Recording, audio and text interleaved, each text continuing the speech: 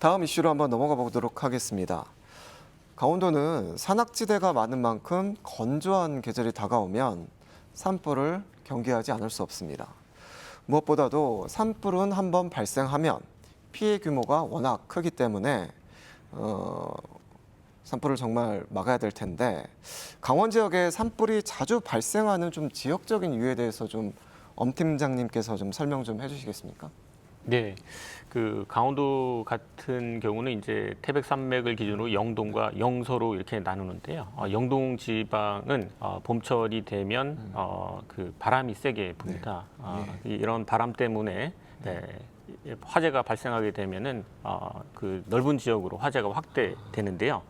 그래서 이제 강원도 소방본부에서는 봄철 대비해서 산불 훈련이라든가 그다음에 화재를 진압하기 위해서는 인력, 장비 등이 필요한데요. 이러한 그 영서권에 있는 소방 인력을 영동으로 이동 배치해서 산불에 대응하고 있습니다. 예. 박 회장님은 강원도 산불의 이제 특징이랄까 또 강원도가 산불에 좀 취약한 이유 좀 어떻게 좀 보고 계세요? 예, 뭐 지형적인 이유와 그다음에 기후적인 이유가 복합적으로 얽혀 있다라고 보면 되겠습니다. 앞서 말씀하신 거와 같이 이 강원도는 백두대간을 중심으로 해서 영서와 영동으로 이렇게 나눠지는데요.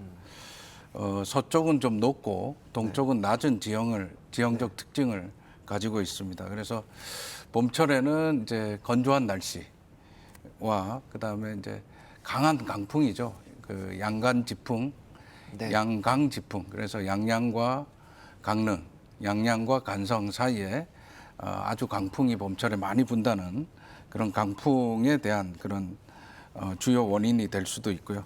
또 하나는 이제 그 인화력이 강하고 내화성이 약한 소나무의 이런 그 단순림이 이제 많이 거의 한 90% 이상 이렇게 심어져 있어가지고 이러한 것들이 이제 산불 확산에 영향을 미치는 지형, 기상, 연료, 수종 뭐 이런 것들 인자를 모두 갖추고 있다라고 볼 수 있겠습니다. 교수님께서도 비슷하게 보시는 예, 건가요? 맞습니다. 사실은 뭐 강원도 지역 같은 경우는 사실 말씀해주신 여러 요인들 중에 이제 지형적인 부분들 또 이제 산들이 굉장히 좀 이제 가파른 이런 경사도를 갖고 있는데요. 이러다 보니까 오히려 화재가 확산될 때 이 경사면을 타고 굉장히 빠르게 확산되는 이런 특성들도 가지고 있어서 산불이 발생하면 대형화되는 산불로 이어지는 경우들이 많기 때문에 산불하면 대부분 이제 동해안 혹은 또 그 중에서도 이제 이런 강원도 지역을 떠올리게 되는 상황이 아닌가 싶습니다.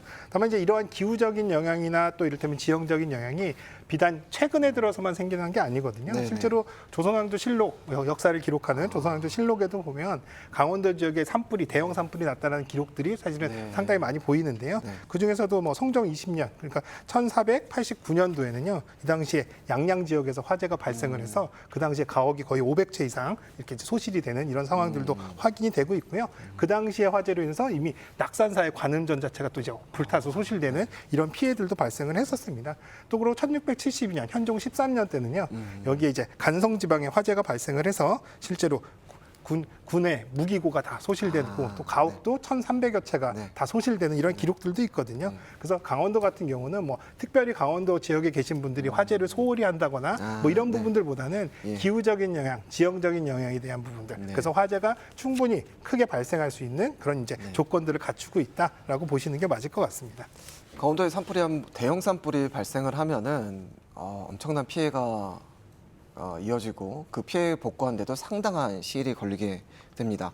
강원도 소방본부에서는 대형 산불에 대해서 좀 어떤 대책을 좀 세우고 관리하고 계신지 좀 말씀 좀 해주시겠습니까? 예, 저희는 그 산불 화재 대응해서 별도의 매뉴얼을 만들고 있습니다. 네네. 그리고 그 매뉴얼에 따라서 소방력을 이동 배치시키고 교육과 훈련을 실시 중에 있는데요.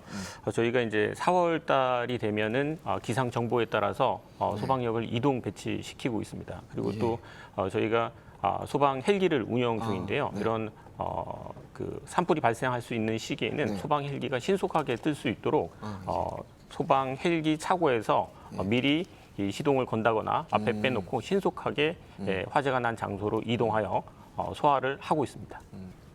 도심 주거지나 이제 건물에는 소방 의무사항 규정들이 많이 있는데 요즘 강원 지역에는 이제 귀농귀촌 하시는 분들이 많잖아요. 이렇게 단독주택을 짓거나 기존 주택을 리모델링해서 전입 오는 경우에도 좀 지켜야 할 좀 의무사항들이 좀 있을까요? 그 미국의 캘리포니아주 같은 경우에는 예. 산림 가까이에 새로운 그 신축 주택을 지을 때는 예. 산림과의 이제 거리에 따라서 그 주택의 외장재를 불연제로 한다든지 또는 조금 거리가 좀 떨어져 있다 그러면 준불연제로 한다든지 네. 그러한 제도가 마련돼 있습니다.